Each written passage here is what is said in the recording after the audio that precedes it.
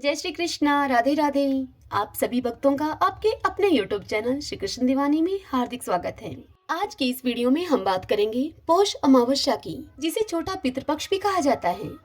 कनागत यानी कि सूर्य के कन्या राशि में आने पर होने वाले मुख्य पितृपक्ष के अलावा इस माह में भी श्राद्ध कर्म तथा पिंडदान के साथ साथ भगवान विष्णु और सूर्य की पूजा का विशेष महत्व है। संपूर्ण पौष मास, विशेष करके पौष अमावस्या, पितरों को मुक्ति दिलाने का दिन है। अयरमा देवता पितरों के प्रमुख हैं। अमावस्या में पितृगणों की पूजा करने से वे प्रसन्न होकर वंश, धन, आयु और बल की वृद्धि करते हैं। अमावस्या 3 तरह की होती है। सूर्योदय से शुरू होकर पूरी रात अमावस्या तिथि यदि हो तो उसे सिनी वाली अमावस्या कहा जाता है। यदि चतुर्दशी के साथ लगती हुई अमावस्या की तिथि हो तो उसे दर्श अमावस्या कहा जाता है। इसके अलावा जब अमावस्या के साथ प्रतिपदा तिथि भी हो तो उसे कुहू अमावस्या कहा जाता है। तो आइए अब हम जानते हैं पौष मास में पड़ने वाली अमावस्या तिथि का शुभ मुहूर्त क्या रहेगा, स्नान दान आदि का शुभ मुहूर्त क्या रहेगा, इस दिन हमें कौन से 4 काम आवश्यक रूप से करने चाहिए और अंत में पौष अमावस्या की व्रत कथा का श्रवण करेंगे। तो आइए देर न करते हुए वीडियो का शुभारंभ करते हैं। तो देखिए, पौष माह की अमावस्या तिथि का आरंभ होगा 10 जनवरी 2024 को रात के 8:10 पर यह तिथि प्रारंभ हो जाएगी और अमावस्या की समाप्ति होगी 11 जनवरी 2024 को शाम के 5:26 पर।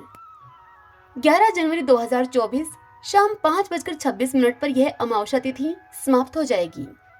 ऐसे में उदया तिथि के आधार पर पौष मास की अमावस्या 2024 में 11 जनवरी गुरुवार के दिन मनाई जाएगी। अब बात आती है अमावस्या के दिन स्नान दान आदि का शुभ मुहूर्त क्या है।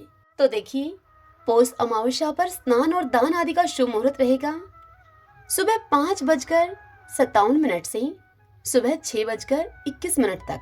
ऐसे में आप पवित्र नदी जैसे कि गंगा आदि में स्नान और दान आदि से शुभ फलों की प्राप्ति कर सकते हैं।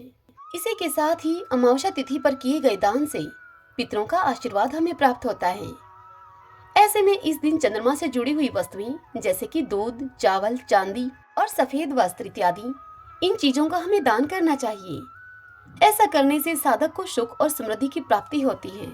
इस दिन सूर्य भगवान को अंजलि में जल लेकर तर्पण करने से हमारे पितृ शांत होंगे और पितरों को मोक्ष की प्राप्ति होगी। तो इस दिन यह कार्य भी अवश्य कीजिए।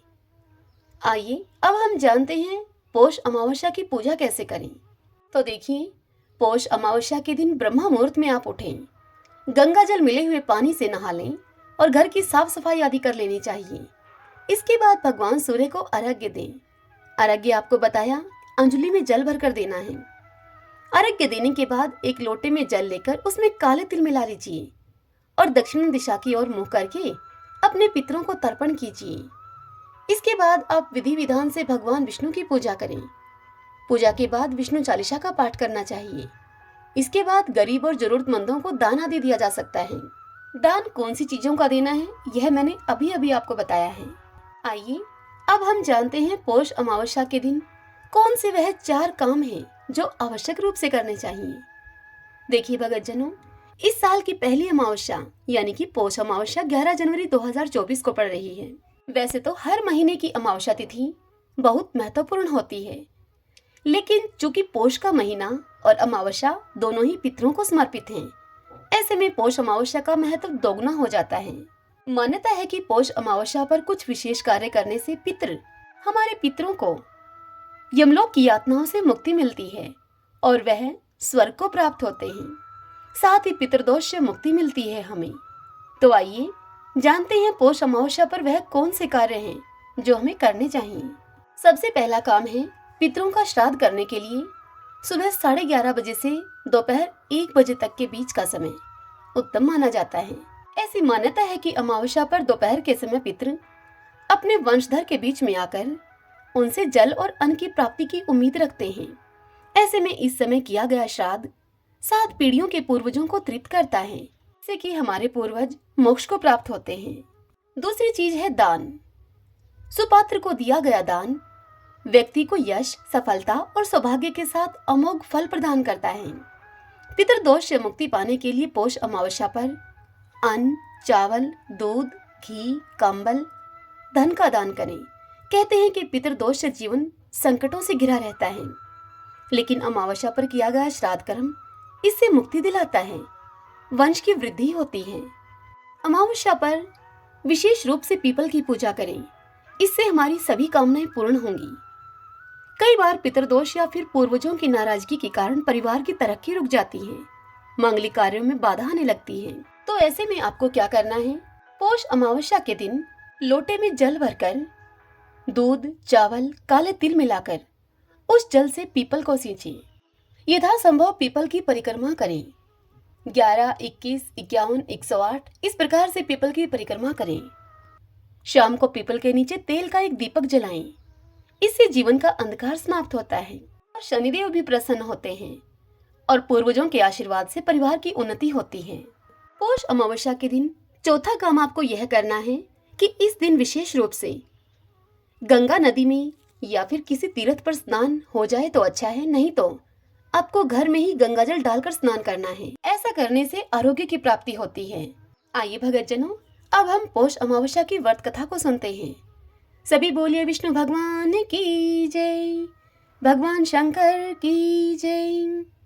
किसी गांव में एक गरीब ब्राह्मण रहता था। बहुत यत्न करने पर भी गरीबी के कारण उसकी बेटी का विवाह नहीं हो पा रहा था। एक दिन उसके घर में एक सिद्ध महात्मा आए। उन्होंने उस ब्राह्मण की सेवा से प्रसन्न होकर उसे आशीर्वाद दिया। इतना ही नहीं, उसकी कन्या का शीघ्र विवाह हो जाए उसके लिए उस महात्मा ने एक उपाय भी बताया। साधु ने उस कन्या से कहा कि यहाँ से कुछ ही दूरी पर एक गरीब परिवार रहता है। यदि वह प्रतिदिन वहां जाकर उसकी पत्नी की सेवा करे तो उसके आशीर्वाद से उसके विवाह में आने वाली सभी रुकावटें दूर हो जाएंगी और उसका विवाह शीघ्र हो जाएगा। तदंतर साधु के कहे अनुसार वह लड़की उस कार्य को करने लगी। उस घर में रहने वाली स्त्री यह देखकर बड़ी हैरान थी कि पिछले कई दिनों से सुबह उसके उठने से पहले ही कोई उसके सारे घर का काम कर जाता है। उसके मन में यह जानने की बड़ी उत्सुकता हुई। अगले दिन वह सुबह जल्दी उठकर छिपकर यह देखने लगी कि कौन उसकी इतनी सुबह जल्दी उठकर सेवा करके जाता है। कुछ देर में वह लड़की वहां आई और उसने रोज की तरह झोपड़ी की साफ सफाई कर दी। तभी वह स्त्री उसके सामने आ गई और उसने उसकी साफ सफाई करने का उससे कारण पूछा। तब लड़की ने उसे साधु वाली सारी बात बता दी। उस स्त्री ने लड़की की सच्चाई और सेवा से खुश होकर उसके शीघ्र विवाह होने का उसे आशीर्वाद दिया। लेकिन इधर कुछ देर के बाद ही उस स्त्री के पति की मृत्यु हो गई।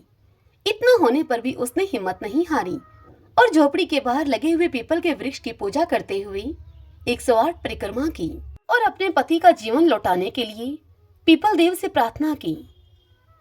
उसकी पूजा से प्रसन्न होकर भगवान विष्णु ने उसके पति को जीवन दान दिया, उसे जीवित कर दिया। ऐसा लोक विश्वास है कि जो भी व्यक्ति, जो भी स्त्री पौष अमावस्या के दिन स्नान दान आदि करके पीपल की परिक्रमा करके भगवान विष्णु की पूजा अर्चना करता है या फिर करती है, उस भक्त की सभी मनोकामनाएं भगवान की कृपा से अवश्य पूर्ण होती हैं।